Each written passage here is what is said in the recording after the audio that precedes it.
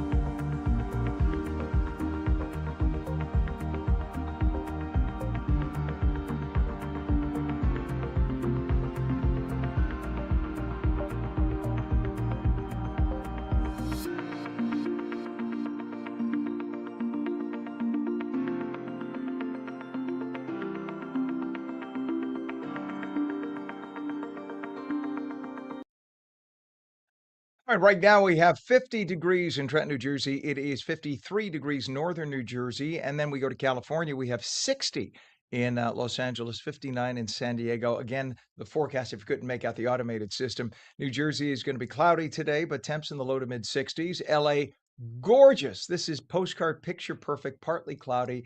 76 for the West Coast. Nice stuff. All right, we have some traffic to tell you about. There is a disabled vehicle just reported, New Jersey Turnpike inner roadway, and that is northbound north of interchange 13A by Newark Airport and 1 and 9 in Elizabeth. The center lane is blocked there. We have a crash now with property damage, and that is on 73 northbound north of Gibbsboro Road in Berlin. Left shoulder is closed. There's a down pole on Route 7 westbound south of Route 507 Schuyler Ave in Kearney. Right lane is closed, and there is an unanticipated construction delay right now on 1 and 9 truck route northbound from Hackensack Avenue in Kearney to Jersey City. 2 right lanes and the right shoulder are currently closed. Your Hudson River crossings leaking right now is extraordinarily heavy for this hour. 40 minutes in. Don't know what's causing that massive amount of delay, but that's what you have. The Holland is only 25 minutes in. GWB upper and lower levels, we take a look at what we have there, and it's fairly heavy but moving. You can see the upper level on the right. That has some motion in it, but that's still heavy. And the lower level on the left, right now we're being told it's a 30 to 35-minute ride into Manhattan. Our time rather is 7:03, and we look at the West Coast. We have a serious traffic collision that happened in South LA on the 710 at West Del Amo Boulevard on-ramp. There are weather conditions reported, and there was the chance of some rain, so this could be causing that. Remember, they get a little spit of rain in California. People aren't used to it. Spit of rain will cause that, but weather-related issues right now, and that is on Broadway by Laco Road in LA proper. People saying there are some issues through there. And we also have a report of a closure of a road in West LA by Rosecrans Ave East off-ramp at the 405. Another road closure, and that is in West LA at the 405 and West Imperial Highway. It is 4 minutes past the hour. President Trump was gifted a precious bell that came from an historic British submarine called the HMS Trump. King Charles III gave Trump the gift during a state dinner at the White House last night.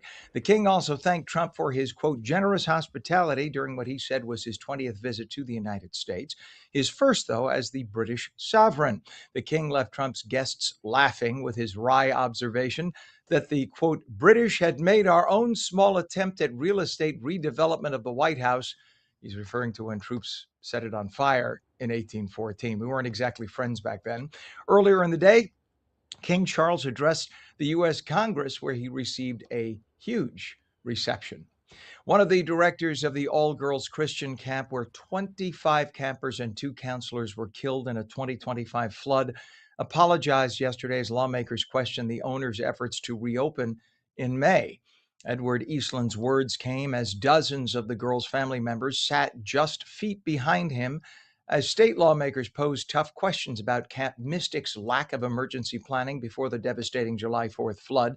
The defendants are trying to say, how could we have anticipated a life-threatening flood like that? But that is what happens when you entrust your children into a camp. They're supposed to take care of the kids. A report is expected later this year. It appears that teens with little training may have been left in charge of the lives of children as that fatal flood washed over them.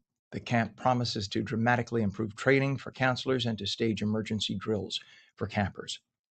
Jury selection has started in the legal battle involving Elon Musk and Sam Altman.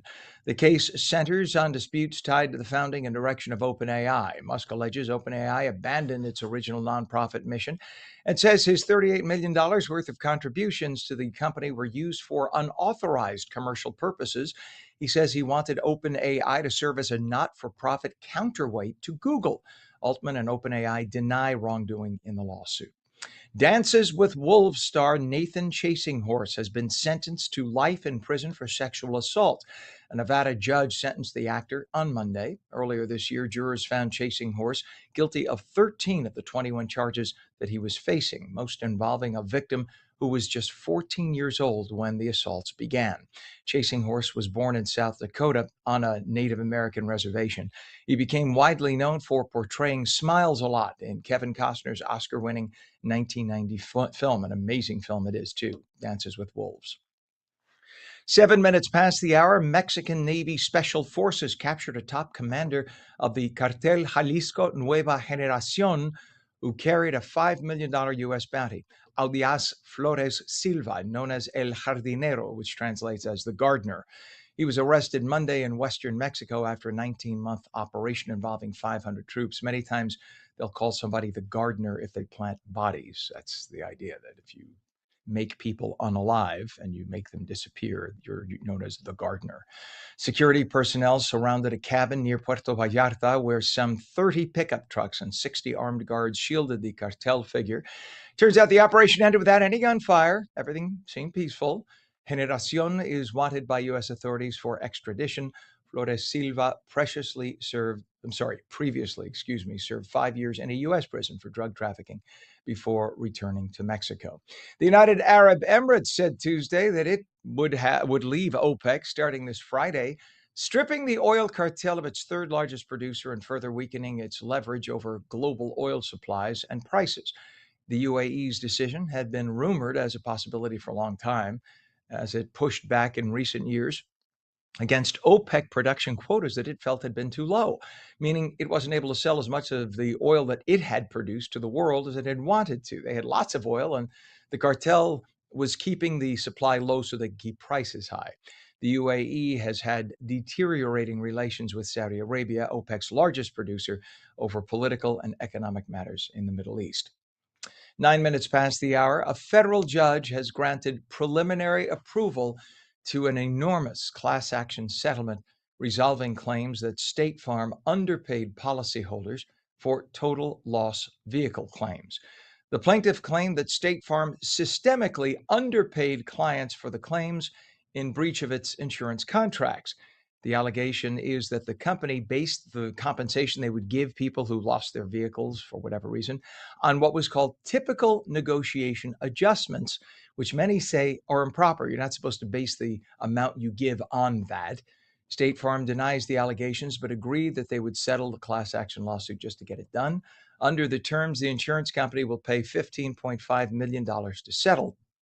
That works out to be an average of $489 per person who's been affected. Although the settlement must still be approved, the proposed action right now, it looks like, is going to go through. And when it does, that will apparently satisfy the people involved. There is a deadline, though. If you are one of the victims, or at least you believe you're one of the victims, the deadline for filing the claim comes up on August 19th of this year. So you only have a few months to file, so contact your attorney. It is 10 minutes past the hour. Taylor Swift has filed new trademark applications for 2 voice clips and 1 image that a trademark attorney says are specifically designed to protect the pop superstar from threats posed by artificial intelligence. The filings highlight the challenges that AI can pose to the entertainment industry as AI tools generate realistic videos with well known performers and flood streaming platforms with digital music. You know that many of the AI programs now can take a few seconds or maybe a minute of various sound samples from somebody, like a news story that I'm doing right now, for instance.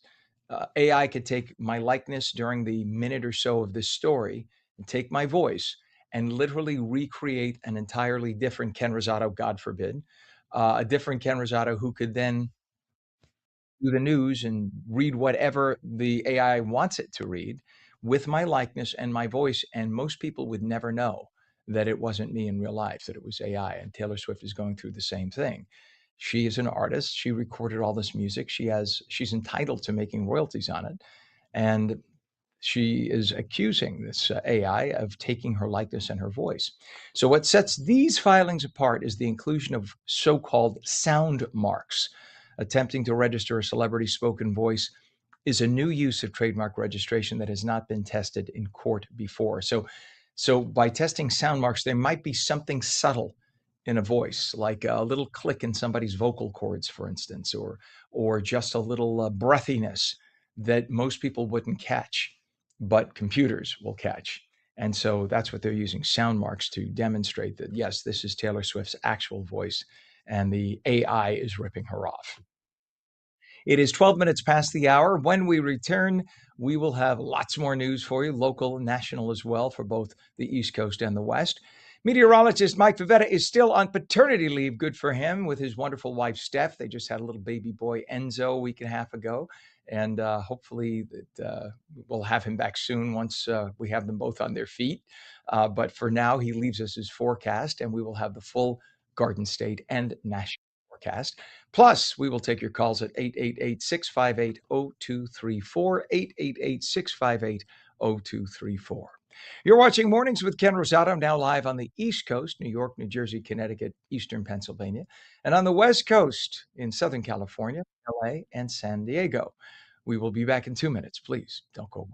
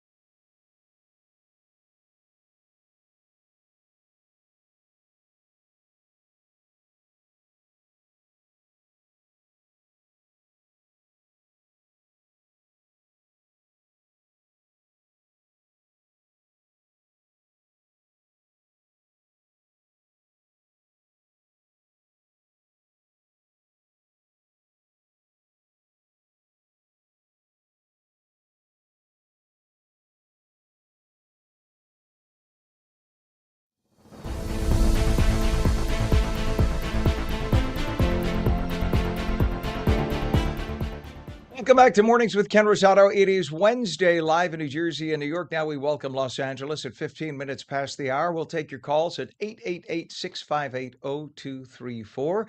Now, meteorologist Mike Favetta's forecast near you.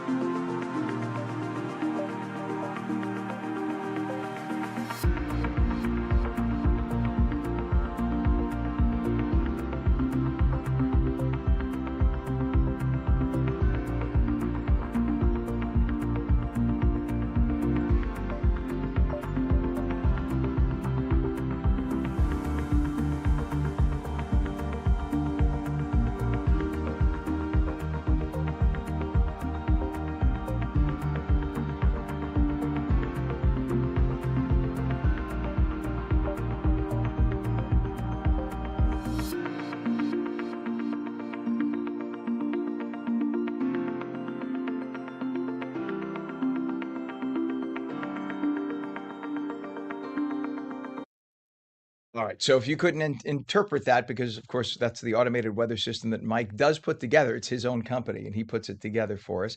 The forecast for the New Jersey, New York area today is going to be cloudy, low to mid 60s for LA and Southern California in general. Perfect, partly cloudy, comfortable, dry, 5% humidity, 76 degrees. That's living. That's beautiful weather in Southern California. So to our folks on the West Coast, and for those now watching on FLA down in Florida, where I was up until, hence the glow here. I was there until yesterday afternoon. Florida today, in South Florida, is going to be 82 degrees. It's been hot and humid the last few days there, and another day like that, but chance of afternoon thunderstorms. Temps again in the mid 80s. That's the temp for South Florida. It is 17 minutes past the hour. We check the temp. It's 58 degrees northern New Jersey and currently 51 degrees in Trenton. In Los Angeles, we have 60 degrees right now, 60 also in San Diego. And in traffic, we have a traffic signal down. Route 73 northbound, north of Gibbsboro Road in Berlin with the left shoulder closed. There's a down pole, Route 7 westbound, south of Schuyler Ave and Kearney, the right lane of 2 lanes closed. Unanticipated construction delays on 1 and 9 truck route northbound from Hackensack Ave and Kearney to 440 in Jersey City. 2 right lanes on the right shoulder currently closed. And your Hudson River crossings, Lincoln and Holland, both reporting 30 minutes right now. GWB upper and lower levels jamming tight, heavy. We'll take a look. The upper level is on the right, lower level is on the left. And you can see right now a 40-minute crossover time. On to the West Coast we go. We have a bunch of issues right now. Serious crash in South LA at the 710 at West Del Amo Boulevard on-ramp. Road closure reported East LA on the 60 at the 605. And we have a closure of a road in West LA on the 405 at Rosecrans Avenue East off-ramp. It's 19 minutes past the hour, and Congressman Tom Kean Jr. released his first public statement after missing nearly 2 months of House votes. The New Jersey Republican said that he's recuperating from a, quote, personal medical issue and expects to be fully recovered soon. Kean has not voted in Congress since March 5th, prompting growing concern from his political allies. Apparently, he just disappeared.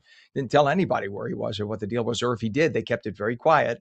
Republican leaders say they had no idea why Kean was MIA, but that they look forward to his return. His absence comes during a critical legislative period and ahead of a competitive reelection campaign in New Jersey's 7th congressional district. Investigators for the New Jersey State Police confirmed 15 missing agricultural drones were found on Monday. The devices were stolen March 24th at the CAC International in Harrison. Officials began to worry when they realized that somebody could use those specialized drones that are built for spraying crops to possibly spray dangerous chemicals over a wide population. The drones were found at Prudent Corporation in Dover. Workers say they were at those drones were left at Prudent on Monday, the same day they were allegedly stolen from the other location. The workers realized something was weird about that, called police. Now the FBI is trying to figure out who took them, why they were brought to Prudent and left there, and they're trying to get to the bottom of this all. 20 minutes passed, and federal agents seizing evidence in Minnesota during an ongoing fraud investigation by the Trump administration of publicly funded social programs for children. Armed agents were seen at child care centers in the Minneapolis area. The searches occurred months after influencer Nick Shirley posted a video that said members of Minnesota's Somali community were running fake child care centers to collect federal subsidies. To date, at least 65 people, many of whom are Somali, I believe 59 or 60 of the 65, have been convicted of ripping off a federal program that was meant to provide food to children. This investigation began, though, during the Biden administration. So the current separate investigation involving fraud appears to show as much as $9 billion in federal funds that supported 14 Minnesota-run programs since 2018 may have been stolen. In other words, a bunch of fronts saying that they were doing child care when there was no child care, and they were collecting government funds that dates back from the pandemic in order to supposedly keep afloat because the child care centers couldn't see kids. So they were accepting government grants, et cetera, and they weren't really child care facilities. And that's the allegation. So we'll see what happens. But already on the other part of this, 65 people, for all the people who say, oh, the right-wing people, it's all fake. They're not. There's no fraud. Well, 65 have been convicted by juries. So that says something. And these are juries of fellow Minneapolis people. 22 minutes past the hour, Hackensack Meridian Health is opening the nation's first comprehensive health and wellness center. It'll be built inside Metro Park Station. The goal is to provide urgent care, primary care, imaging, rehab services, pharmacy access, blood work, and specialty care all in one location right there at the train station and the bus station to make healthcare convenient for the 60,000 monthly NJ Transit and Amtrak commuters who use Metro Park. Brilliant, right? So you get off the train, you get off the bus, or you go to the bus, everybody knows where Metro Park is, so somebody could drop you off there, and everything is there. You don't have to go from the doctor to the x-ray everything is there. The project is part of a larger Metro Park redevelopment plan that includes housing and retail space. Hackensack Meridian will also move its headquarters right into the building, so everything is going to be at one location. Sounds amazing. 22 minutes past. Governor Mikey Sherrill assigned Executive Order 17 meant to accelerate the production of housing at the Garden State. It calls for gathering of a housing governing council, and it directs all agencies to submit a written housing affordability report to the governor's office. Well, it's a lot of meeting, a lot of reports to tell New Jersey voters that the Sherrill administration is doing something for them. Whether it'll result in real change is yet to be seen, because there doesn't seem to be a real answer, a real solution. It's just, well, you have a report on this, and you have a report on this, and you have a report on this, and we'll try to figure it out. That's where it is. Tragedy in Princeton, where a middle school student has died after an e-bike collided with a car. The accident happened Sunday at an intersection. Police say the crash remains under investigation. The names of those involved have not yet been released. Now, the tragedy comes ahead of new statewide e-bike regulations set to take effect in the Garden State July 20th. The new rules will require riders to be at least 15 years of age. They must wear helmets. They must carry insurance. Do you hear that, parents? In order to ride an e-bike or an e-scooter, the kids will have to have insurance, which means mommy and daddy have to get the insurance for the kid. And they must obtain a license or permit. That is because in case there is an accident and the e-bike driver is responsible, you need to be able to figure out who it is. You can't just be some kid with no license who hits somebody, kills them, and then goes on their way. Been saying that about New York City bike riders for years, but seems to fall on deaf ears in New York. 24 minutes past, and New Jersey lawmakers are advancing the Stop Sepsis Act to require hospitals to strengthen sepsis protocols and staff training. Now, sepsis is when you get an infection that quickly spreads throughout the body after starting with something as minor as a little scrape or a cut or even a cough. It can quickly spiral into something as serious as multiple organ failure or death. 1.7 million Americans end up with sepsis every year, resulting in 350,000 deaths. In the state of New Jersey alone, 2,000 deaths. And even though numbers have been improving for New Jersey, the state has historically had a higher sepsis mortality rate than many other states.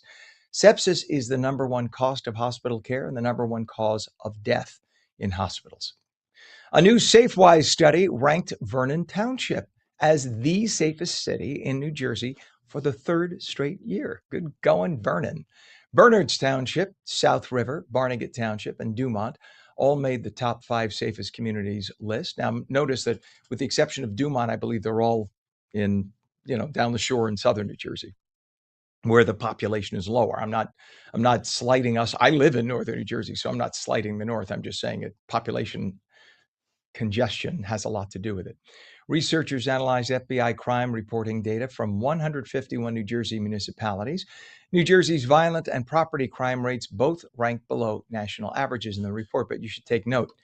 Progressive DAs in many of New Jersey's communities, and mind you that the progressives control the top 15 largest cities in New Jersey, and progressive DAs in many of those communities in New Jersey don't prosecute a lot of crimes. So it looks like crime is going down when in reality, crime is still happening, maybe even happening to a greater extent.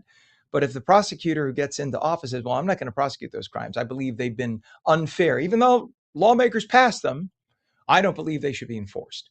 So if a kid has a petty crime, robs $200 from CVS, we're not going to prosecute. So it looks on paper like, oh, I see crime is down. That's amazing. In reality, all it is the DA in those communities says, we're not going to prosecute those crimes because we believe there have been class improprieties or racial improprieties or ethnic improprieties. So by not prosecuting certain crimes, it looks like crime went down on paper when in reality it did not. That has been happening in New York and LA now for about a decade. And you can see the marked decrease in crime as more and more DAs came in and said they're not going to prosecute. And then a year later, they look, our crime is down so far. Yeah, if you do not prosecute, of course, crime will look like it's down on paper because it didn't exist. Future generations don't know the verbal stories passed on from person to person. If it's not written down, it never happened. You know what? Some of the most dangerous third world countries in Central and South America have a very bad criminal record system. And on paper, it looks like they are safer to live in than the United States, but they're not. It's 28 minutes past the hour. When we come back, a classic game is making a major comeback. We will explain. The phone lines are open. We'll take your calls at 888-658-0234. Meteorologist Mike Favetta's forecast near you is coming up too. You're watching Mornings with Ken Rosato, seen daily at ONNJ.com, ONLACA.com, ONFLA.com, and 20 other platforms. It is Wednesday morning, hump day. We're coming back in 2.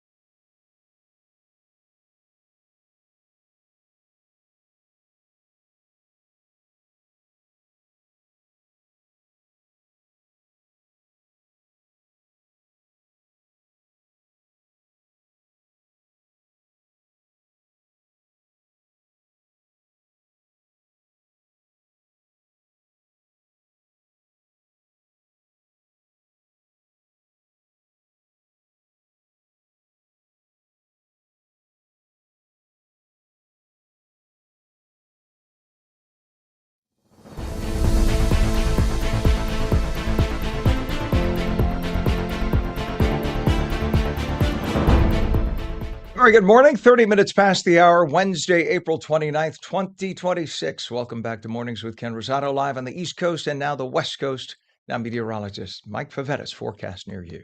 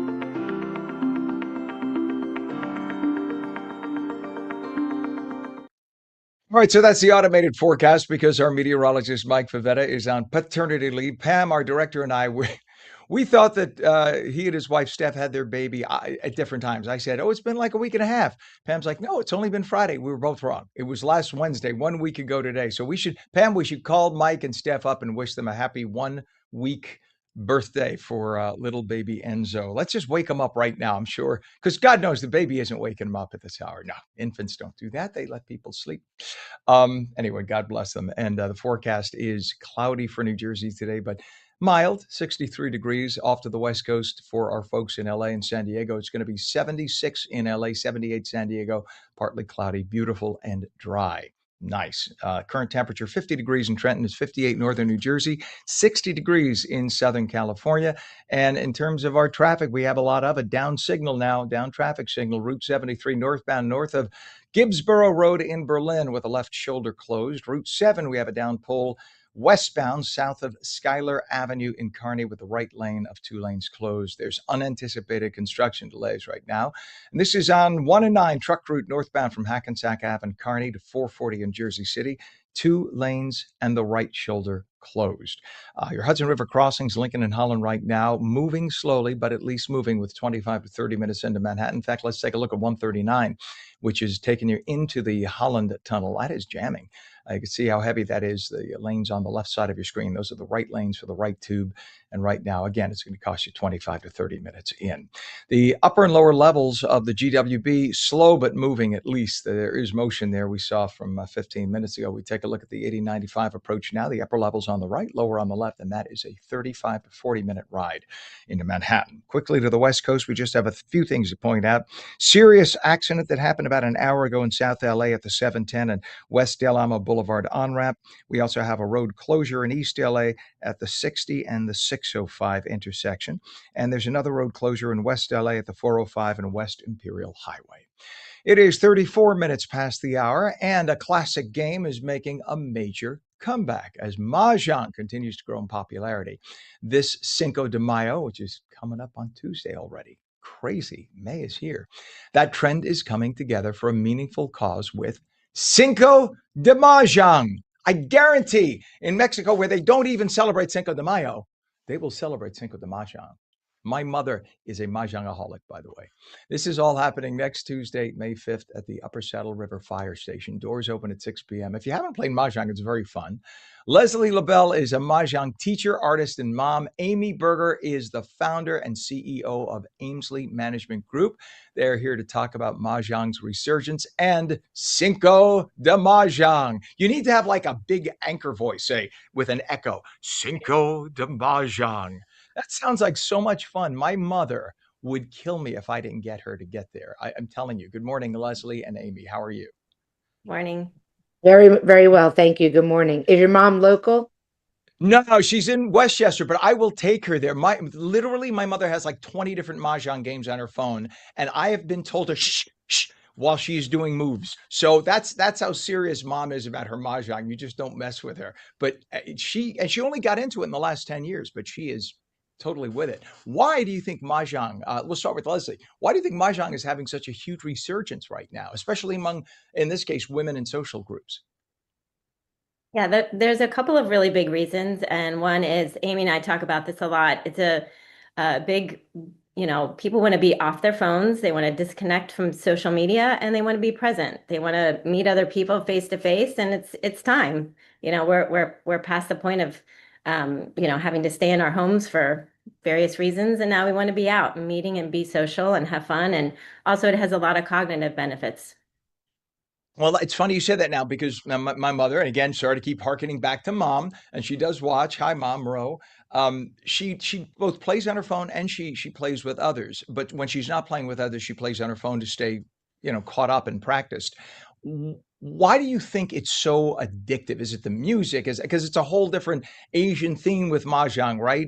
It's cute. And when I first heard the music in the background, I said, "What are you doing? What are you playing?" She just got into it so much. That's all she plays. It seems to be so engaging. What do you think? My personal opinion, I think any age, this game, any age could play, and you can play at every level. Children are playing, people in their midlife are playing, people in their, latter half in their life are playing. You can play it to be extremely competitive. You can play it to be social. There's a variety of ways you can play, and I don't know, and people are now making really cool mahjong sets. So it's fun. I think it speaks to everyone. Amy, what do you think? Yeah, and Amy, in fact, we should bring like yes, definitely bring Amy in. Amy, you guys united the concept of this really fun and addictive game, and the fact that we have Cinco de Mayo coming up, right, next Tuesday. So, who came up with the concept of Cinco de Mahjong? That's brilliant. I love it. Maybe Chat GPT. No, for me, I love doing events where I like to say, meet them where they're at. I had done a big pickleball event in September for the same organization for Comfort Cases, and we had, about 120 people out in the Bergen County area, very well supported by the community. And I felt, okay, like pickleball, here is this, a little different, but, Mahjong Renaissance going on. Why don't we bring women together again in this social setting? And I know that lately women, going out at 6 p.m. is a lot easier to get them out, than telling them, hey, let's go meet up at 8:30 p.m. So we decided, put a little twist on the name Cinco de Mayo, call it Cinco de Mahjong because it just worked. And Leslie was actually my coach. She coaches a lot of people in the area. She coached me on playing along with a bunch of my friends. And I called her up and I said, look, you're really the perfect person to help me get this off the ground because there will be women playing open play there with their group of friends. But there's a lot of women still wanting to learn this game. Mhm.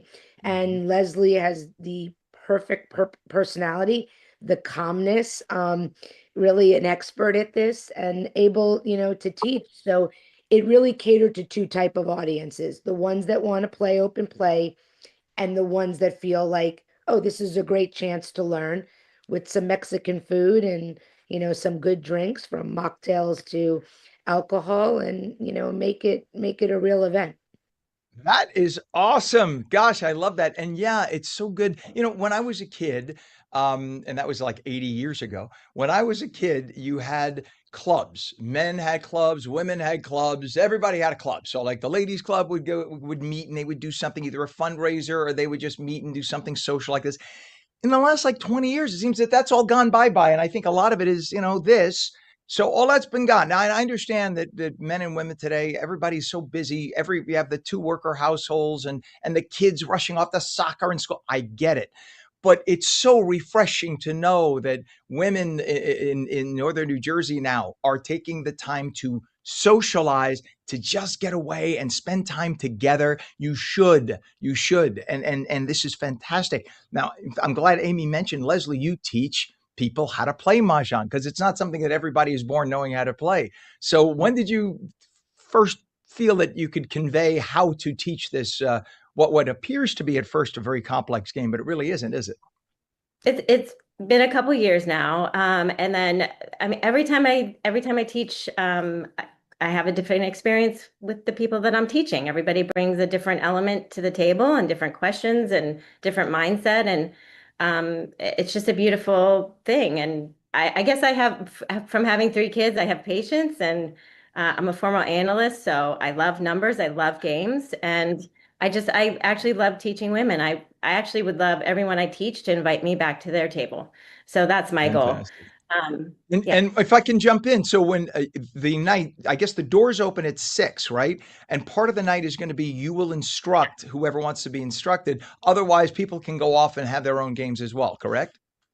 It'll run simultaneously. So there'll be a section of the room that Leslie and another coach will teach, and they're volunteering their time, which is, just terrific.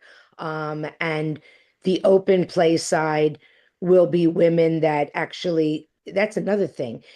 How often do you go to an event and you're bringing your own things? You usually think when you're there, aren't you bringing it for me? But these women are so attached also to their own Mahjong sets that they are coming out with their sets to play.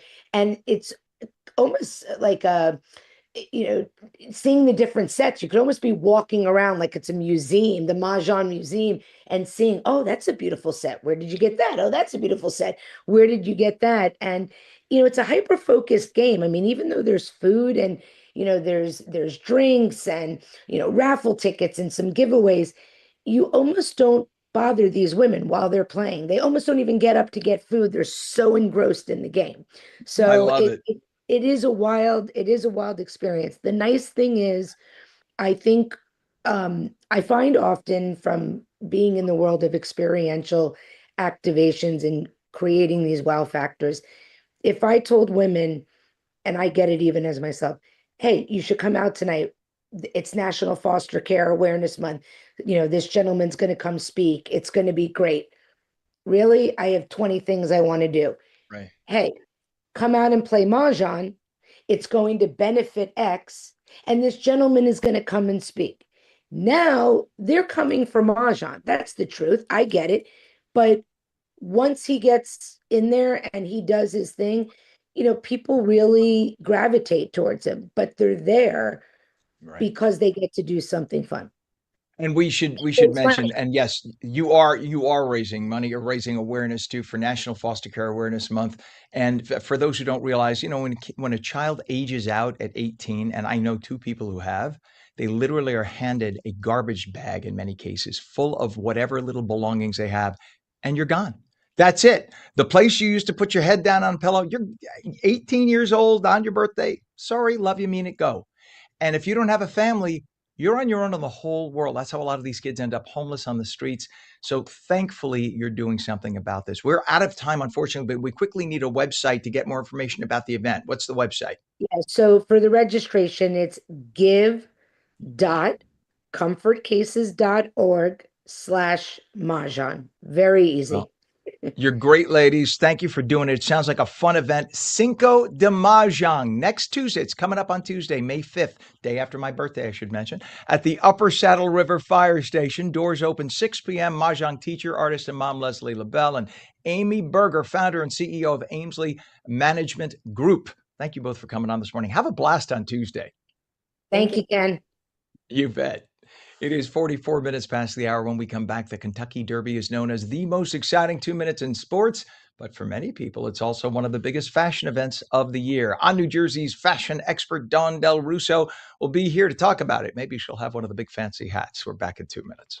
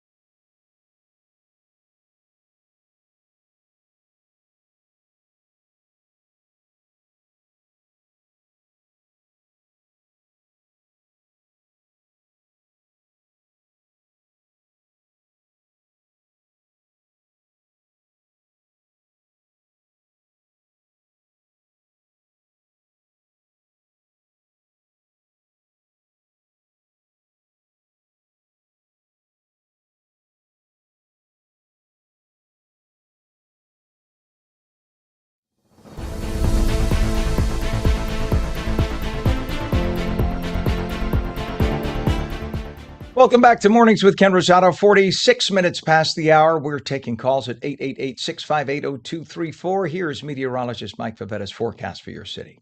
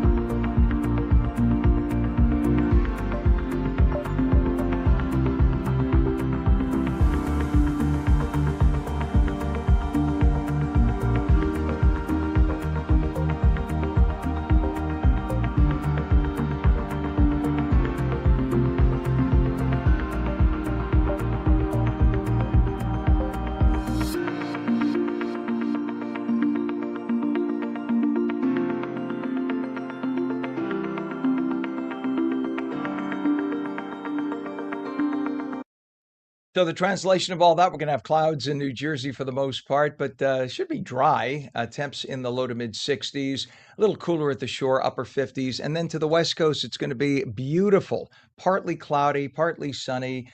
dry, 5 to 10% humidity. I mean, that's dry, no sweating at all. Temps in the mid 70s. Just a perfect Southern California day. If you can escape to the beach, that's perfect to make that happen. It's just a wonderful, wonderful day to be in California. Right now, 50 degrees in Trenton. It's 56 degrees northern New Jersey, 50 also down the shore. California now 60 in LA and 62 in San Diego. A lot of traffic happening. Let's go over what we have really quickly. Let's go to the New Jersey Turnpike, mile marker 112.3, the Eastern Spur at interchange with 16E. So 16E is what takes you to the Lincoln Tunnel. That gets you over to the Lincoln. And look at what we have. Everybody's jamming. So we don't know why that's the case, because once you get onto 495, it's slow, but it is moving. It just may be a case of volume right now, or some sun glare as it's filtering through the clouds. But you can see that that's going to cost you a lot of time making your way to the Route 495, which is the helix into Manhattan. Looking at some other areas, we have a downpole Route 7 westbound south of Schuyler Avenue, Kearney. All lanes are closed, and we have a traffic signal down Route 73 northbound north of Gibbsboro Road in Berlin with a left shoulder closed. Your Holland Tunnel approach right now, if you want to take a look at 139, Pam, if you do still have 139 off of the turnpike. So that's not much better. So now we had the 16E off of the New Jersey Turnpike going into the Lincoln. This is 139 off the New Jersey Turnpike into the Holland. Look, it stopped. Just an absolute mess into Manhattan today. I mean, I laugh out of stress, not laughing out of like mocking these poor folks. And if we switch over to the GWB approach, upper and lower levels, a little bit better than that. They're telling us about 35 to 40 minutes, but we will take it. At least there's a little forward motion, upper level on the right, lower on the left. Quickly on the West Coast, we have a collision just reported in Baldwin Park on the 10 at Route 57, and we have a serious crash that happened about an hour ago, South LA on the 710 at West Del Amo Boulevard on-ramp. It is 7:51 East Coast, 4:51 West, and the Kentucky Derby is known as the most exciting 2 minutes in sports, but for many people, it's also one of the biggest fashion events of the year. From oversized hats and pastel dresses to bold suits and Southern-inspired style, Derby fashion has become a tradition all its own, blending elegance, creativity, and statement-making looks. Joining us now to talk about it, Dawn Del Russo, fashion expert and founder of LiveTheGlamour.com. That's glamour with an O-U-R, to break down the history behind Kentucky Derby fashion and share this year's must-have style trends. Where's your mint julep and your hat, young lady? I know. As soon as I sat down, I said, oh no, I don't have my little fascinator hat, which I really need to have, especially for this weekend, and my mint julep. That would be nice to sip on. I think, well, let's get our priorities straight. Mint julep first. I think that's the priority. There we go. So this sort of kicks off the summer season of style, doesn't it? I mean, because everybody, men and women, get dressed to the nines to be. It's one of the last events in America where you don't just walk in jeans at the Kentucky Derby.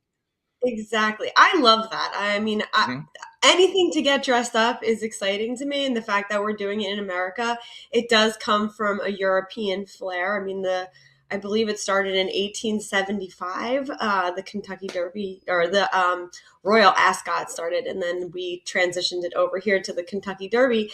And it's amazing that people really do put the effort in to get super dressed up. It has a Southern charm to it. I think everyone there does get a little bit more dressed up naturally on a day-to-day basis. So that's the reason why it kind of crosses over, I think, from Europe to here, and we allow ourselves to do a little bit more dressing. It's a high society feeling.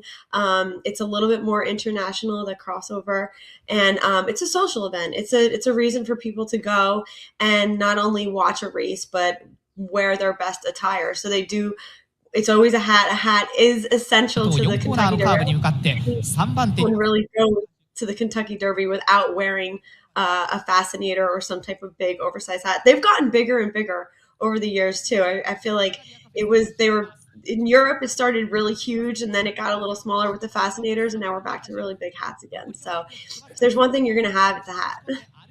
So the fascinators, for those who don't realize, those little like pin-on things, the little tiny things, Yes. and then you have the oversized hats. And the oversized hats were born out of, I mean, because it's hot and humid, and you got that Yes. beating sun. Louisville, Kentucky. If you've never been to Louisville, it's hot. It's like the humidity's 90%.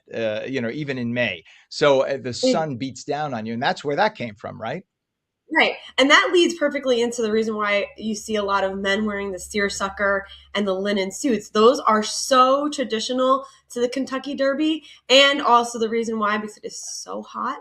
And I think they're the lightest material that we can find for men to wear and still be in a really nice, well put together suit.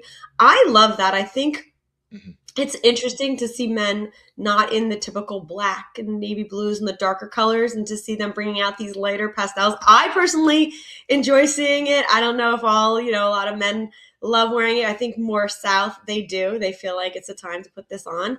And then the women match with the florals. They do a lot of bold prints, stripes, polka dots. It's where you can have fun with the colors, where you're allowed to like go overboard and wear the really, really bright looks.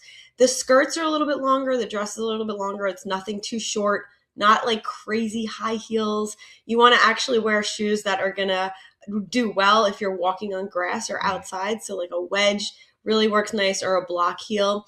It's about putting an outfit together that's going to look good for an outdoor day event, but still very feminine and super elevated.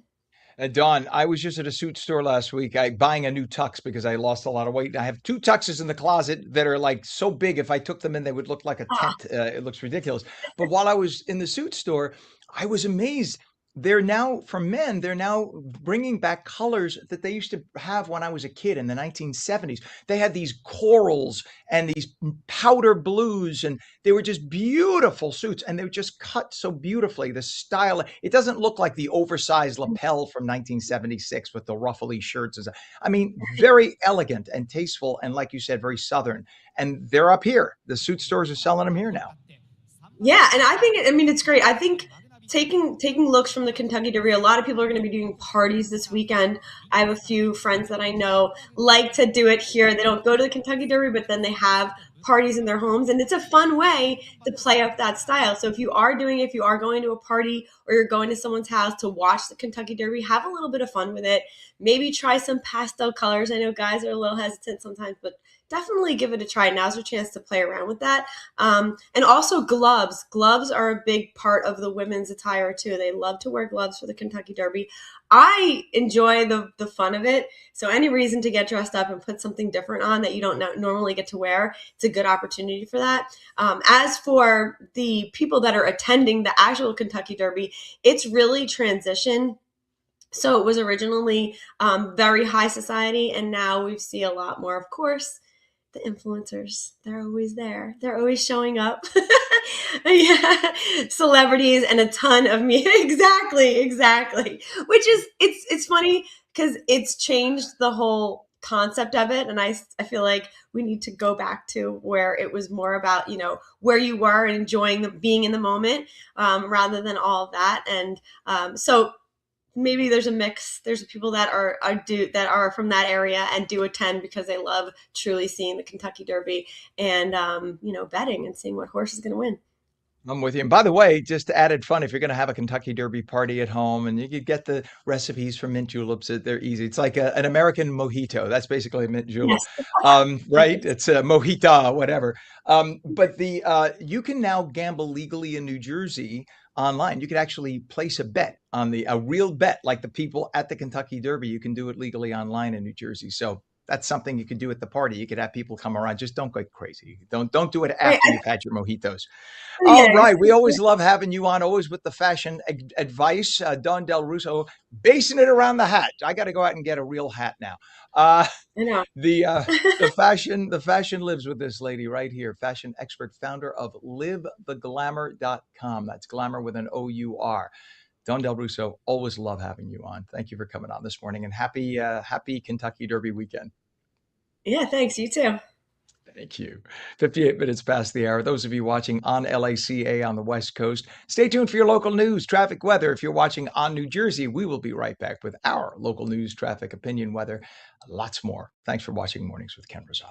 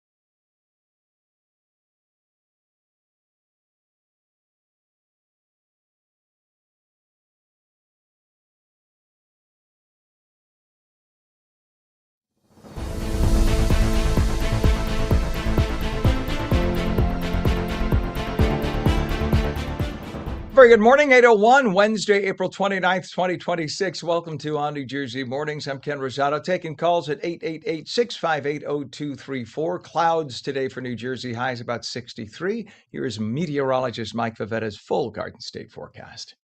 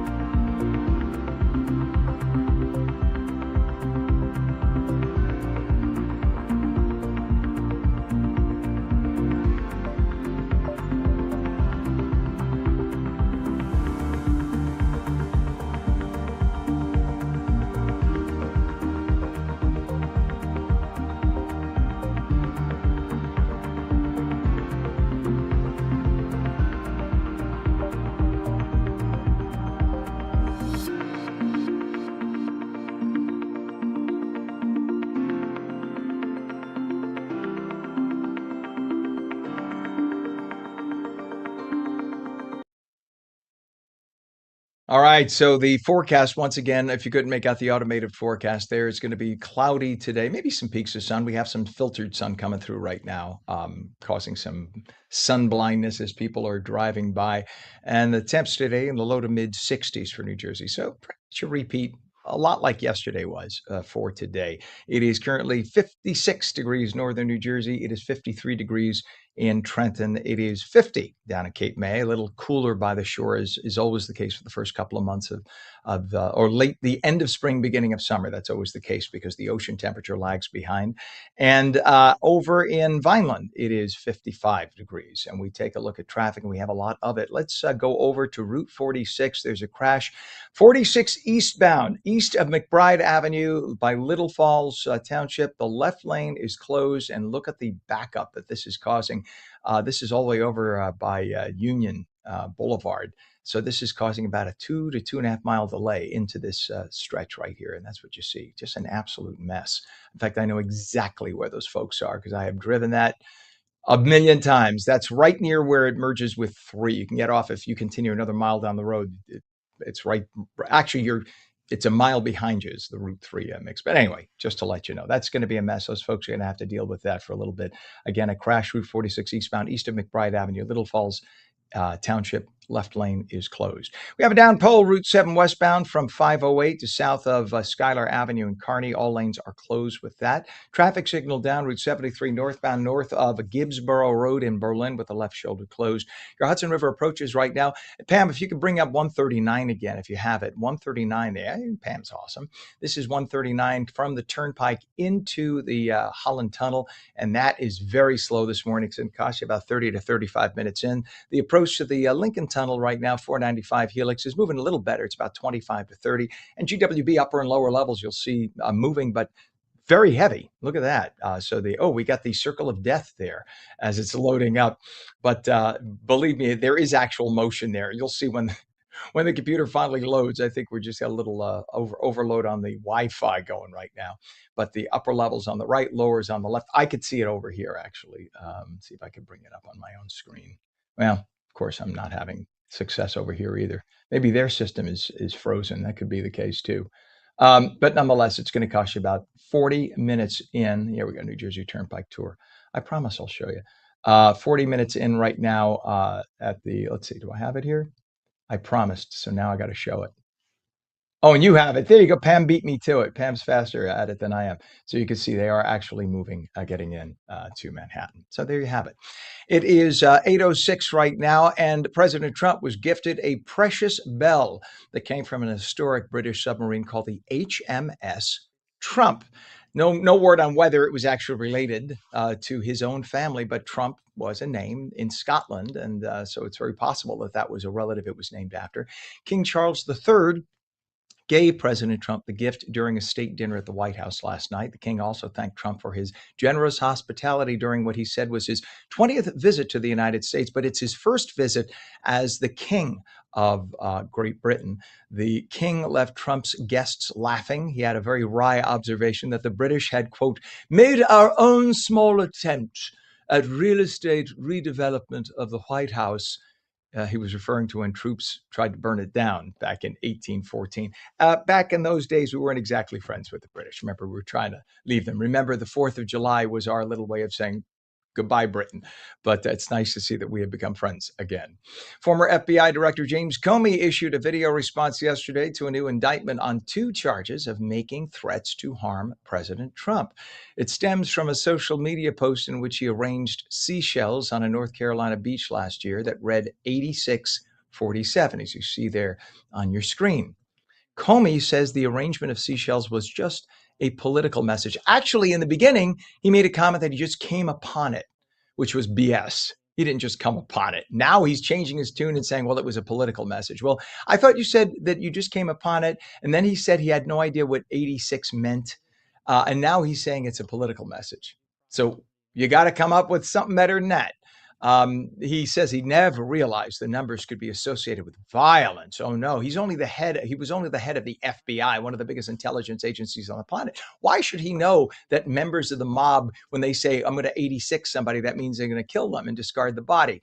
Why would you know that? No. Well, if you didn't know that, then you should have never been the head of the FBI because it shows total incompetence. And if you did know that, you could be in big trouble, Mr. Comey. He could face 20 years in federal prison if convicted because that was a threat.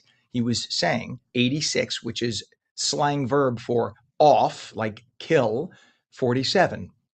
Who is 47? You figure it out. But that is a very stupid move that Mr. Comey did. It is 8 minutes past the hour, and jury selection has started in the legal battle involving Elon Musk and Sam Altman. The case centers on disputes tied to the founding and direction of OpenAI. Musk alleges OpenAI abandoned its original nonprofit mission and says his $38 million of contributions to the company were used in an unauthorized commercial way. He says he wanted OpenAI to serve as a not-for-profit counterweight to Google. Altman and OpenAI deny any wrongdoing in the lawsuit. Dances with Wolves star Nathan Chasinghorse has been sentenced to life in prison for sexual assault.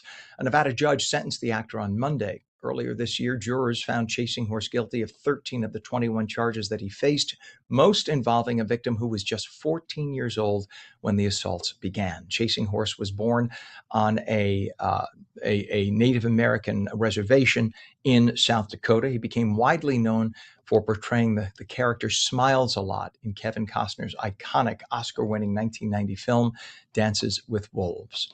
Mexican Navy Special Forces captured a top commander of the cartel Jalisco Nueva Generación, who carried a $5 million U.S. bounty. Alias Flores Silva, known as El Jardinero, was arrested on Monday in western Mexico after a 19-month operation involving 500 troops. Security personnel surrounded a cabin near Puerto Vallarta where some 30 pickup trucks and 60 armed guards shielded the cartel figure. Turns out the operation ended without any gunfire. Generacion is wanted by U.S. authorities for extradition. Flores Silva previously served 5 years in a U.S. prison for drug trafficking before returning to Mexico. It is 10 minutes past 8, and the United Arab Emirates said on Tuesday it would leave OPEC starting this Friday, stripping the oil cartel of its third largest producer and further weakening its leverage over global oil supplies and prices. The UAE's decision had been rumored as a possibility for quite a while as it pushed back in recent years against OPEC production quotas that it felt had been too low, meaning they had lots of oil to sell, and OPEC said, no, we're going to put just a little on the market because they wanted to keep if the demand was high and the supply was low, it keeps the price per barrel high. But UAE then has to sit behind what Saudi Arabia is selling and wait for them to sell first. So they said, enough of this. The UAE has had deteriorating relations with Saudi Arabia, sort of its big brother country to the north, for quite some time. OPEC's largest producer is Saudi Arabia, and they've had a lot of, let's just say, disagreements over political and economic matters in the Middle East. The UAE tends to be more Western friendly. Saudi Arabia, on the surface, is very Western friendly, but there are a lot of members of the family, like 2 and 3 levels down, who are very, very, very pro radical Islam and finance a lot of stuff quietly on the side. So while you have the Saudi prince and whatnot, who's buddy with President Trump, his cousins, who are also worth hundreds of millions of dollars, are seemingly, allegedly financing a lot of nefarious activity around the Middle East. UAE doesn't do that. They just want live and let live. They want everybody to make money. A federal judge has granted preliminary approval to a class action settlement resolving claims that State Farm underpaid policyholders for total loss vehicle claims. The plaintiff claims that State Farm systemically underpaid clients for the claims in breach of its insurance contracts. The allegation is that the company based compensation on typical negotiation adjustments, which many say are not proper. State Farm denies the allegations, but did agree to settle the class action lawsuit. Under the terms, the insurance company pays $15.5 million to settle. That's $489 a person. Although the settlement must still be approved, the proposed deadline for submitting a claim is August 19th. And Taylor Swift has filed new trademark applications for 2 voice clips and 1 image that a trademark attorney says are specifically designed to protect a pop superstar from threats posed by AI. The filings highlight the challenges that AI poses to the entertainment industry. It is now 57 degrees, and when we come back, Rider University's Semester in Los Angeles program is giving students the opportunity to live, work, and learn directly inside the entertainment capital of the world. We will explain when we are back in 2.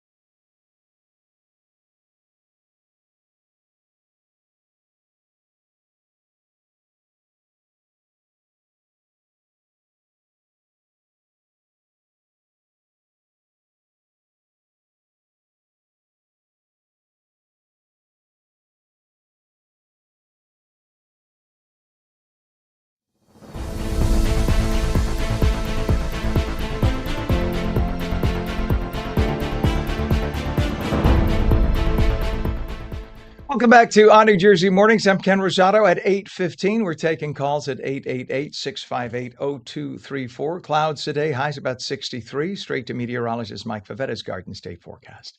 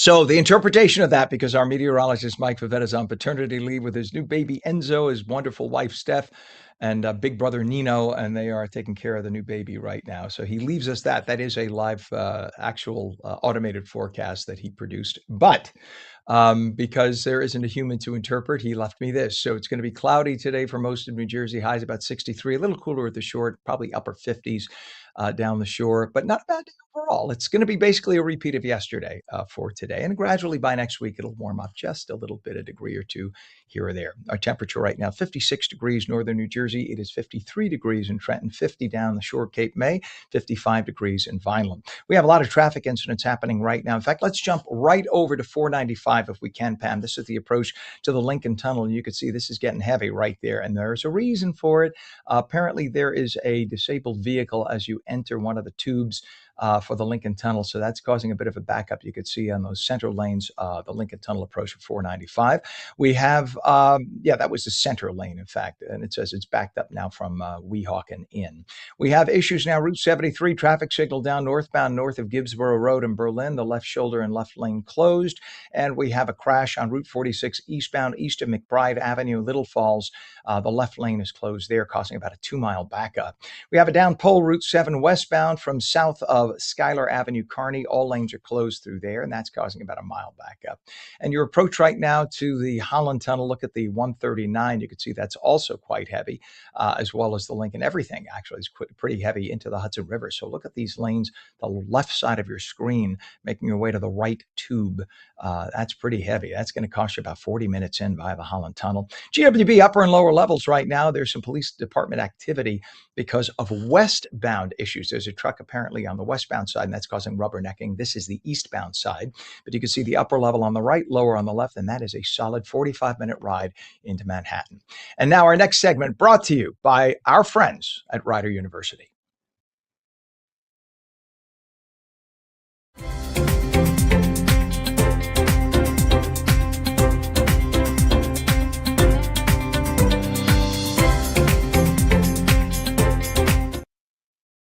For many college students dreaming of careers in entertainment, media, sports, and communications, breaking into the industry can feel impossible without the right connections and the right experience. But Rider University's Semester in Los Angeles program is giving students the opportunity to live, work, and learn directly inside the entertainment capital of the world.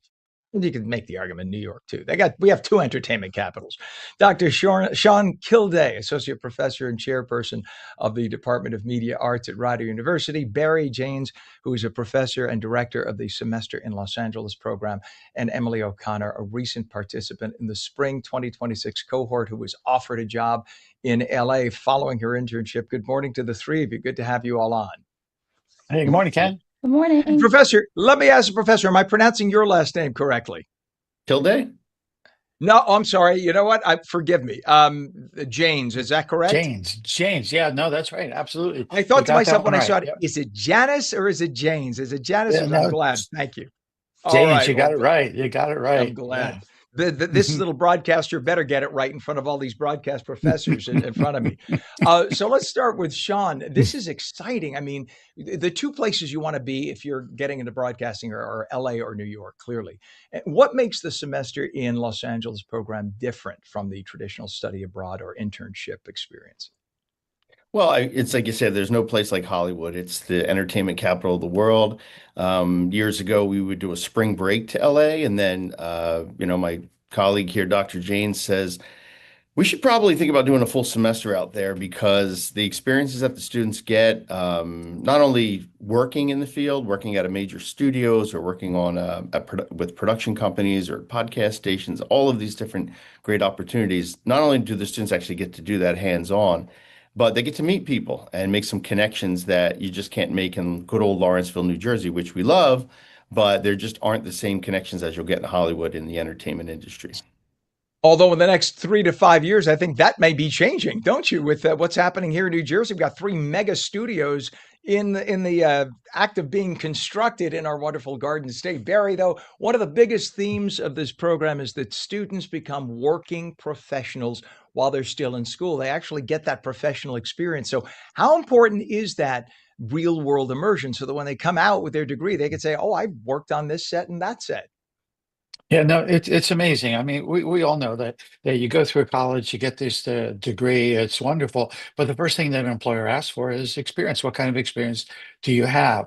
And sending students out there for a fully immersive experience in internships. I mean, they're doing 25, 30, 35, 40 hours a week at their internships, meeting people, and they're taking classes as well. But I think one of the other things that we do really well is the prep work that we provide. So, for example, in late August, I'll run a resume workshop where we prepare the students and their resumes. We bring in some professionals from Los Angeles to review these resumes, help the students build them, so that when the internship ads begin to appear in September for the spring semester, the students' resumes are great. We've had great success. We've been running this program since 2018, and every single one of our students has gotten internships, some of them more than one. And like I said, what happens is that you get to meet people. It's not just on their internships, but where we conduct classes where we bring people in to talk with them. We have a growing network of alums. You'd be very, very surprised at the growing network of alums that we have working out in Los Angeles that we've developed over the years, and the connections that we make with these students, where students can reach out and say, hey, can you have a cup of coffee? And can we talk about what's next steps for a young person like me? So I love what we do. And I think our students are the most well prepared for entering the real world than any student here at Rider University. And Emily recently completed the program this spring. Emily, you were actually offered a job at the end of the internship. What was your reaction when you got that offer? I was so I don't even know. I think I remember going out to LA and being like, I'm just gonna see what's gonna happen. And then I got the job offer, and I remember calling Barry to tell Barry, and then like figuring out the whole negotiation of having a job and moving to LA and when do you start, and just starting that next chapter. It was so happy and exciting, but also so shocking. I would imagine. And what did you do? Can you share with us what the job was? Yeah, of course. So I work for Bubba's LA. It's a 2D, 3D animation studio. So we're working with some of the biggest IPs and companies I never imagined I would be working with at 22. And just I'm a producer's assistant. So hopping on Zooms, taking notes, helping with budgets and scheduling. It's exactly what I wanted to do. Like, and I saw myself doing that in like 3 years after I graduated, not the day or the week I graduate. That's amazing. And I hear the giggles of pride and joy in the background, and being in I was a film guy. I went to NYU Film School, Tisch School of the Arts. So I can feel the tingles on my skin right now as you're talking about it, because I know what that feels like. And a lot of people bury here Hollywood. They immediately think film acting, but it's a lot bigger than that, right? This program is much broader. Talk about some of the other career paths. Oh, tremendous. Yeah, tremendous. There's just so many opportunities. One of the things that we started to do is that we started to bring acting students out there. And what they do is they do an entire acting showcase in Los Angeles. So it's great for the acting students because not only do they do a theater showcase in New York at the end of the spring semester, but these students actually get to do a showcase out in Los Angeles in front of agents, in front of casting directors, and it's a great experience for them. We have students that have done game design. We've had students that have done marketing. I mean, the idea of the business side of this is so big anymore. Like Emily was talking about, there's ideas of budgets and management that you have to do. Emily was a double major in arts and entertainment industries management. So the idea of combining her film and television background with that really, really is wonderful out there. The opportunities in sports and sports media. We have students, one of our students worked for Fox Sports, got a job right out of college, Fox Sports, and within a year she had her first Emmy, she calls it. It's just a lot of amazing opportunities: music, game design, casting, acting, sports, news. There's just so many opportunities out in Los Angeles, and the whole culture is built around that industry out there. It really is.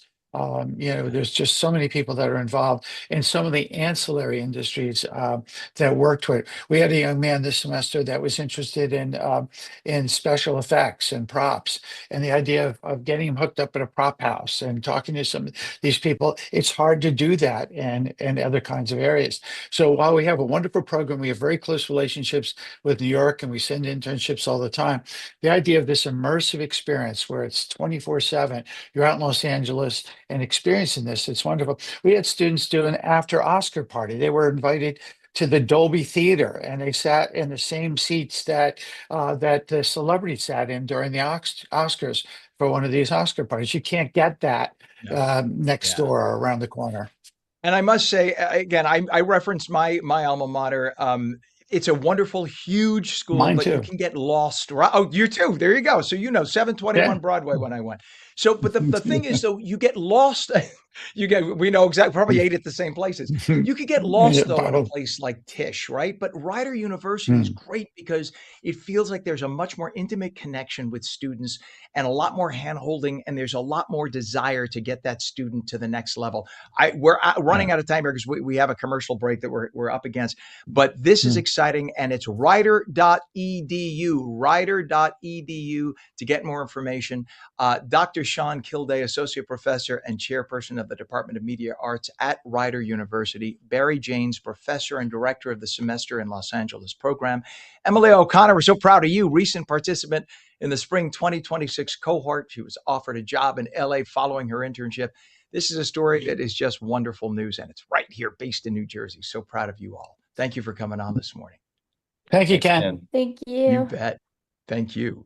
And when we come back, there's a nonprofit in New York that's been around for 5 decades, dedicated to ending homelessness through supportive housing and comprehensive services. We'll talk about the Jericho Project coming up next.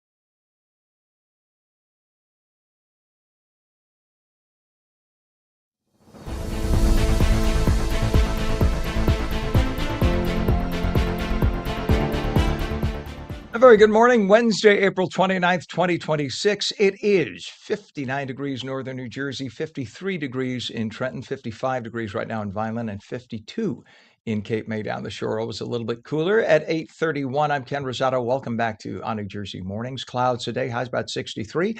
Now meteorologist Mike Favetta's full Garden State forecast.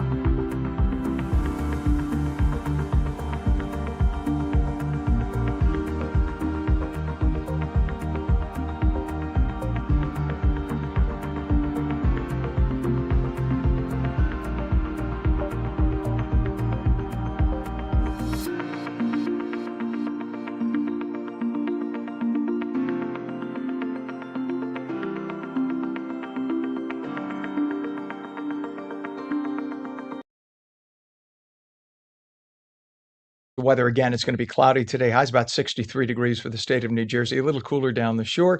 Meteorologist Mike Favetta on paternity leave. He'll be back in a little over a week. So we wish him and his beautiful extended family, now not extended, but growing family, we should say. We wish them well today. We have a temperature of 55 degrees in northern New Jersey, 53 degrees in Trenton. And let's take a look at some of the traffic. This is what we just got on the Garden State Parkway. There is a broken down vehicle you can see on the side of the road. This is by exit 147. I don't know if it's broken down or just, yeah, it is broken down. There we go. The hood is up. That's causing a little bit of a delay. You can see the folks getting off by 147 there. That's in the Bloomfield area. Not a massive problem, but just have to report that. We have a down pole on Route 7 westbound south of Schuyler Avenue in Kearney. All lanes currently closed on Route 7 as a result. We have a traffic signal down Route 73 northbound, and that is north of Gibbsboro Road in Berlin. The left shoulder and a left lane are currently closed. They got one lane open at least. We have a lot of delays into all your Hudson River crossings this morning. 139 off the turnpike going into the Holland Tunnel is jammed. Look at those lanes on the left side of your screen. That's going to cost you 35 to 40 minutes in. The approach to the Lincoln Tunnel, not that much better right now. It's about 25 to 30 going into the Helix. And GWB upper and lower levels now. The upper level on the right side of your screen, lower level on their left. And that is a solid 45-minute ride into uptown, northern Manhattan. Well, there is a nonprofit in New York that's been around for 5 decades, dedicated to ending homelessness through supportive housing and comprehensive services. The goal is to provide a safe place to live so that individuals can build independent lives. It's called the Jericho Project. Tori Lyon is the Jericho Project's CEO, and she's here to talk about the organization's mission and an upcoming fundraising gala this Monday evening in Manhattan that yours truly has the privilege of hosting. We say good morning and welcome, Tori. Good to have you on. Good morning. Thank you so much for having me. And thank you so much for agreeing to be the MC for our event on Monday. Really excited to see you and for the event. Well, I'm looking forward to it. You have a wonderful organization. You're not, this isn't your first walk around the block. Obviously, it's over 40 years that you've been around. Not you, but the organization has been around. You were 2 at the time, but that's a whole other story. But this is Jericho Project. I remember when I worked at Channel 7 and Channel 5 in New York, we knew about the Jericho Project. You guys just do saints and angels work with the project. And talk about the history, talk about the founding. I know that Episcopal priests helped found it, and I was a Catholic priest, so that makes it even more near and dear to my heart. Wow. Okay. Yes, we were founded by 3 Episcopal churches on the Upper West Side of Manhattan back in 1983. And I know you were joking that I was 2 when Jericho started, but I've actually been with Jericho. It'll be 30 years this summer. So this is really my life's work. It's very near and dear to my heart. We have been around for close to 50 years. And, what we do is very fundamental. People fall into homelessness for a number of reasons. Many times it's mental illness and substance use disorder. And so Jericho is really serving the most vulnerable of New Yorkers who experience homelessness. We provide supportive housing and housing access. And so obviously, if somebody's experiencing homelessness, the first thing they need is a safe and affordable place to live. And that we see that as the first step. So we're taking folks, many of them have been homeless for decades. And most of them have never had their own apartment. And as you can imagine, handing them the keys to their own apartment for the first time is very emotional. And we see that, like I said, as the first step. So we kind of what we call wraparound services. So once a homeless individual or family comes to us, we do a complete assessment on all the members of the household, and we really work with them as partners, not as a service provider. So individuals and families who have experiencing homelessness, they're the experts in their own lives. And so we know that they set their own goals, and we see what we can do to support that. So that's very important. And the services include everything from helping them get onto food stamps, other entitlements, helping them reunite with family, getting mental health counseling, as well as we have a very robust employment program. You are amazing. I mean, talk about comprehensive. And by the way, the word, and we were playing your video from the gala there next to you. The word that comes to mind when you say the way, describe the origins and how you run the operation is dignity. You give people dignity. And I almost get emotional thinking about it because we talked earlier about an organization we had on earlier on the program that is helping raise money for foster kids. And here in New Jersey, we have a lot of, as you know, in New York too, you have kids who at 18, when they age out of the system, they're handed a garbage bag full of whatever things they have. And they're told, you're out on the world on your own. And we think about how blessed we were to have family and loved ones. Even if we had whatever we had something. And these kids have nothing. And how many of them end up homeless as a result because they don't know where to turn? They have nowhere to turn. They don't have a bed to put their head down on at night. And you reach out to these people and you just help guide them. And you are literally, when I say you're doing the jobs of angels and saints, I mean it. And that's why I'm so proud to help you out on Monday, whatever I can do. You. And by the way, I should let you know, Monday's my birthday. I'm giving my birthday because way. I think it's oh my gosh. Yes, it is. Because we'll I love have what to you have do. A celebration. Well, Yeah. the celebration is what you're doing. What you're doing to help all these people. So it's called Celebrate 2026 Gala, Bridges to Independence, and it's this Monday evening, May 4th in Lower Manhattan. Talk about the gala. So this is our largest fundraising event of the year. We raise funds to help all of our programs that help, homeless people experiencing homelessness get back on their feet and achieve independence and self-determination. We're expecting about 350 people. It's at the Tribeca rooftop, as you said, on this Monday, May 4th. I'm excited to announce that we have 2 categories of honorees this year. Our Corporate Spotlight Award is going to Azimuth Development and Proceda Development. They are 2 companies that we are co-developers with on a brand new project in the Bronx that we're very excited about. It's 129 units. 60% of the units are set aside for what we call supportive housing, meaning that these are for households experiencing homelessness, and they're going to get the wraparound services that I spoke about. And I'm glad that you mentioned, young adults aging out of foster care, because we have units set aside in this building for young adults who are either runaway and homeless or aging out of foster care. So we're very excited about that. And then our other honoree is with the President's Award is a very, very special woman. She's the secretary of our board, but she also is a former Jericho tenant. And she is an Air Force veteran who was a nurse when she was in the military. And she owned a house out in Coney Island. And during Hurricane Sandy, her house was completely destroyed. And because she couldn't get home because she was in the military, her house was completely destroyed, and she missed the FEMA deadline. And so she was homeless.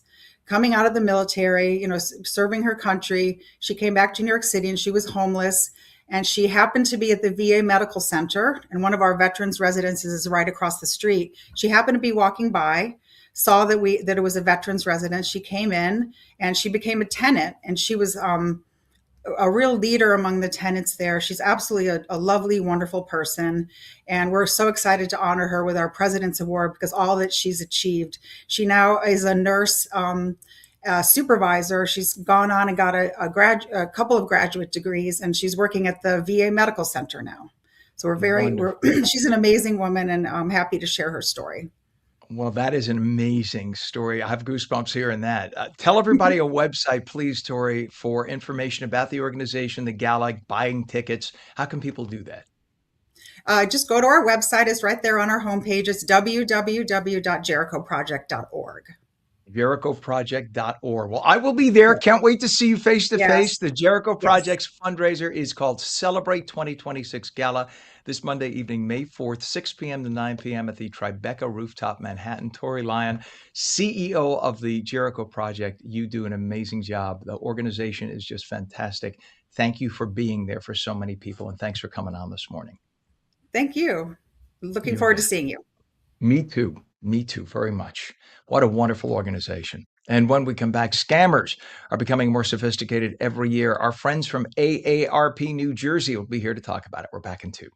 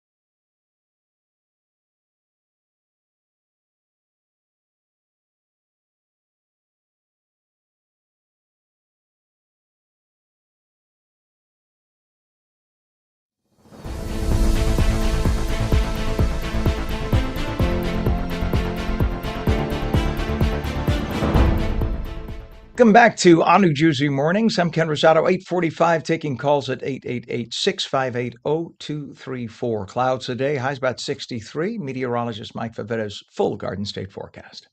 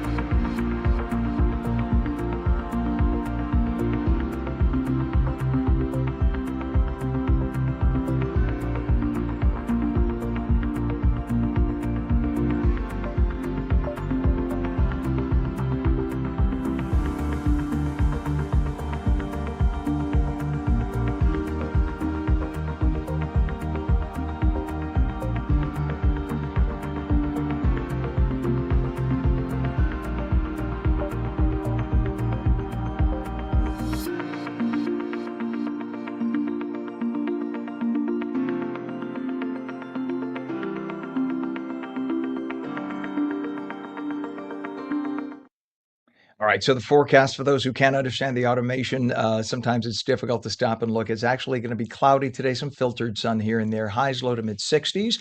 Meteorologist Mike Favetta off on paternity for another week or so, but he has given me the info to pass on to you. Right now, we have a temperature of 57 degrees northern New Jersey, 53 in Trenton. It's 52 down in Cape May. The ocean temperature is a little bit cooler, and it's 55 in Vineland. In terms of traffic, we do have a lot of it. Let's start out with actual accidents and downed poles. We have a downed pole on Route 7 westbound from south of Schuyler Avenue to 508 in Kearney. All lanes are closed for that stretch. We also have a traffic signal down Route 73 northbound north of Gibbsboro Road in Berlin. Left shoulder and left lane currently blocked. Route 139 going from the Turnpike to the Holland Tunnel is going to cost you about 30 minutes. Look at the slow traffic you can see on the left side of your screen there. And then over to 495, the approach to the Lincoln Tunnel, that's a little better, about 25 minutes. And GWB upper and lower levels, now 40 minutes in, the upper level on the right, lower level on the left. Still a little bit of an improvement than where it was about 30 minutes ago. And now, a word from our friends from AARP New Jersey.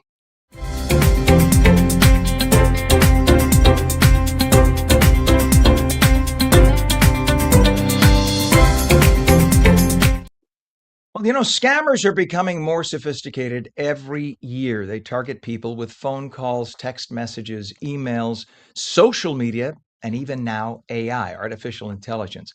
New Jersey communities are working to educate residents on how to recognize these scams.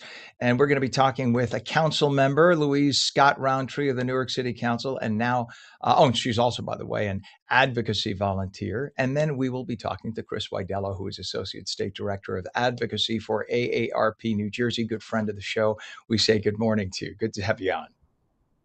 Good morning, Ken. Good to see you. How's everything? Chris, I know that the council member will be joining us hopefully in just a little bit, but let's talk about this fraud awareness and how important it is now more than ever before, and how specifically seniors get trapped. I can't tell you how many times I get a call, and thankfully she calls first before she clicks. My mother's 87. She's pretty savvy, though, with her phone and her computer, but she will show me something that even I have to take a triple look at, and she says, I just got this from the power company. They're saying they're going to cut us off because we haven't paid. I'm like, do not click. How is this happening still in this era, and why is it happening even more? Yeah, you have to question and scrutinize everything. You are just bombarded, and older adults are oversampled in a way that other adults are not. So they're hit up more times than maybe the average person who's not older.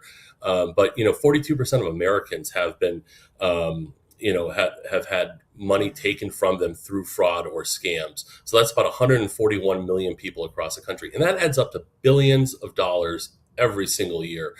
It's everywhere. And I think, thank goodness your mom's savvy enough to be able to kind of, double check and make sure. And I think that that's the right approach. You have to question, is this legitimate? Yeah, two of her friends fell for the you have to buy the gift card scam. And, no legitimate organization, right? Whether it's government, power company, phone company, no legitimate corporation, organization will ever tell you you need to pay with a gift card. But yet, you get so many who get scared. And now with AI, as we mentioned, AI, they could sample a person's voice, and you might even hear a voice that sounds like your child's voice. And we've had the kidnapping scam. We have your child here, take a listen, boom, and they play a clip of their voice. And now you think, oh my God, I better go out and buy $5,000 in gift cards. This is happening constantly. So now I guess the main thing is, you have to call the police and alert them in your community when this happens immediately, right? Yeah, it all starts there, right? So like you said, no legitimate payment is requested through gift cards. If you are asked to do something for any reason, pay through a gift card, cryptocurrency, that is not legitimate, especially government entities. You're never going to be asked to pay your taxes through gift cards or cryptocurrency. And AI is now so prevalent and so good that scammers and fraudsters are figuring out how to use this. And like you said, they can impersonate your voice, and to try to separate you from your money. It's a crime, and so you have to. I've heard of people, saying that they have like a code word. So if they are being asked for something, they say, what's our secret word? I mean, but you have to take these type of precautions. But if you find yourself a victim of a fraud, you need to start with the local police. And even if they say, hey, I don't know that it's worth it, what are we going to do? Filing the police report is the first step. So if there is ever a situation where there is some restitution, or they catch these fraudsters, you will be, legally entitled to some type of restitution.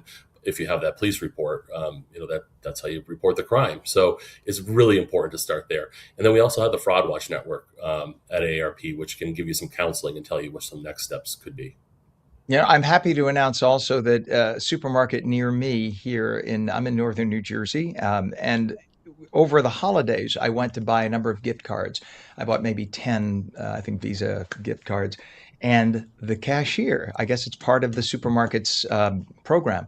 The cashier looked at me, and I guess I'm not looking like I'm 20 anymore, Chris. And the cashier said, I mean, maybe 25. Cashier said, not a day to over me, 30. God bless you. This is why I watch you on AARP on New Jersey. The cashier said, "Are you buying this for somebody? Or have you been coerced?" Or they went through a whole litany. And I was so thankful. I know some people would say, just give me the cards. I was so thankful and grateful that they asked those questions, because if they're asking me, they're asking others. And it could be anyone's relative who is in a circumstance where they just think, as smart as they are, that maybe I'd better do this or else my relative's life could be in jeopardy or something. So I was glad that they took the time to do that. And I'm guessing we're seeing that more and more, but still not enough to alert people, especially in their older age, that there are scammers out there at every turn. Yeah, I think that's it. I think we're so grateful that some businesses are taking that approach, helping, warn people that, just want to make sure that this is, you're not trying to pay a bill or some type of, tax bill or something like that. Because, I think people get, right, when you are posed with this thing that I haven't paid a bill, or maybe somebody's in trouble, it's preying on your emotions. You're not thinking necessarily clearly. You're worried about, like, how do I get this resolved, right? I don't want to be in debt. I don't want to, if my loved one needs dollars, I need to get them there. There's also romance scams where people, fake a relationship to get to your money. And so, sometimes we don't make the best decisions when we're under pressure. And that's why it's important to talk to somebody else. Say, hey, does this sound right? Should I be doing this? Or, thankfully we have, people working in stores that are able to sort of intercept some of this, or just at least, stop you and make you think a little bit. But we need more of it. And we need to make sure there are protections in place to to ensure that these scams, are stopped. It's a billion-dollar industry. It's a multi-billion-dollar industry every single year, and they're getting good. But we have to remember, this is a crime. Indeed, indeed. And Chris, I've been a member of AARP. I make no bones about it, no secret about it. I've been a member for 12 years because my parents have been members since they were in their early, I guess, late 40s or early 50s. They were members, and my mother's now 87, my dad's 95, and they get the physical magazine, and they love it, and they have been big advocates for AARP because of AARP advocating for seniors and everybody. I mean, the stories you have in the magazine, and then the discounts for people who don't realize there are so many great discounts that even many I only recently found out about with AARP. So the best organization, and not just because you're here, I talk about it when you're not here, best darn organization you can be part of because of it's so comprehensive in terms of what it does. I'm sure AARP has addressed this in the magazine over the years. We do. We talk about it a lot, and really, anytime in our bulletin or in our magazine, you mention your parents get it, you get it. It goes out to all of our members. And there's just a hunger for it. The more we talk about it, the more people want information. As a matter of fact, we are around the community today. We're in Newark at the Cityplex 12 Theater. We're going to be holding a little bit of a fraud conference. We're going to be talking about what to do with local officials to protect yourself. We have a shred truck there. If you have documents you want shredded, you can bring them by the bag full, have them shredded on site for free from 10 to 12 today. Tomorrow, we're in Livingston doing a similar event. And then later tomorrow, Thursday evening, we're with Lieutenant Governor Caldwell in New Brunswick, and we're going to be talking with local, state, and federal officials about how to protect yourself from things like cyber crimes and make sure that you have all the information. So if you are ever confronted with this, hopefully it'll help you make this decision that will keep you safe. Lieutenant Governor Caldwell, super nice guy. Also our Secretary of State. He wears two hats. Just a great guy. And what a great service, especially for anyone who's filed their taxes. Take all the papers you don't need now and get them shredded. Do not just throw them in the garbage. Chris, what's a website for more information from our friends, you guys at AARP? Yeah, absolutely. We have so much to offer. www.aarp.org/NJ. Awesome. Chris Widello, Associate State Director of Advocacy for AARP New Jersey. You know, I love when you come on, so we got to get you on even more than just this segment. You have so much information for everybody. Always great to have you on. I'll take you up on it. Thanks, Ken. You bet. Please. Thank you. All right, it is 58 minutes past the hour now. Meteorologist Mike Favetta says cloudy today. High's about 63, and that is on New Jersey Mornings for your Wednesday, April 29th, 2026. I'm Ken Rosato. We'll see you again tomorrow, starting at 7 a.m. on New Jersey. Have a good day.